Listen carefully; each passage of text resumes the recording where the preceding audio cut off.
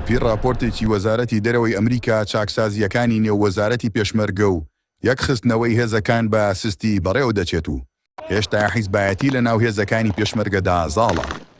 ئەوەش بووە ڕێگریەک لە بەردەم تەواوکردنی پرۆسەی یەکخستنەوەی ئەو هێزانە و کۆکردنەوەیان لە ژێر چەتری وەزارەتی پێشمەرگەدا.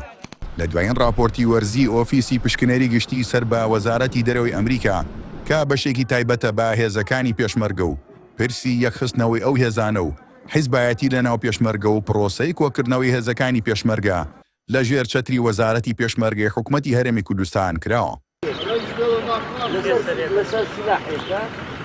بەپێی راپۆرتەکەش هەردوو حیزبی دەسەڵاتدار ئاستەنگ بۆ یەکخستنەوەی هێزە چەکدارەکان دروست دەکەن.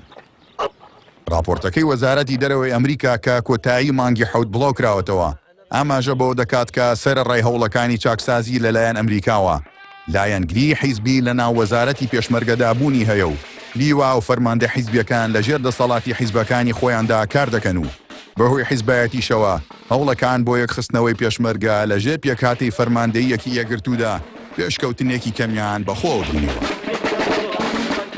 راپۆرتی ئۆفیسی پشکنەری گشتی سەر بە وەزارەتی دەرەوەی ئەمریکا دەڵێت وەزارەتی کاروباری پێشمەرگە هێشتا لە نێوان دوو پارتە باڵادەستەکەی کوردستاندا کە بریتین لە پارتی وەکێتیدا دابەش بووە و هەریەکە لە ئادام و دەستگاکانی سەر بە وەزارەتە هاوسۆزیان بۆ سەرکردە حیزبیەکانە نەک بۆ خودی وەزارەت. هەروەها دەشڵێت دواکەوتنی دامەزراندنی فەرماندەیە ناوچەیەکان کە بڕیارە لە ئاستی فەیلەقدا بن ڕێگرە لە چاکسازی. بەپێی راپۆرتەکەی ئۆفیسی پشکنەری گشتی لە وەزارەتی دەرەوەی ئەمریکا وەزارەتی پێشمەرگەی هەرێم خاوەنی 72,000 هێزی چەکدارە، بەڵام ژمارەیەکی زۆر زیاتری هێزی چەکدار لە دەرەوەی وەزارەت و لە ژێر چەتری ڕێکخراوە حیزبیەکاندان و فەرمان لەوان وەردەگرن.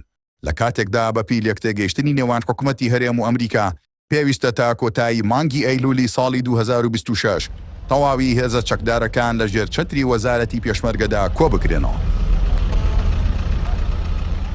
بەپی لێکتێگەیشتنی پەسەندکراو یەکخستنەوەی هێزە حیزبیەکانی 78 کە بە جیا لەلایەن پارتی وەکێتیەوە فەرماندەیی دەکرێن پێویستە لە 11 لیوادا ڕێک بخرێنەوە کە تاکو مانگی ئایاری ئەم ساڵ تەنها 6 لیوایان لێ پێکاتووە.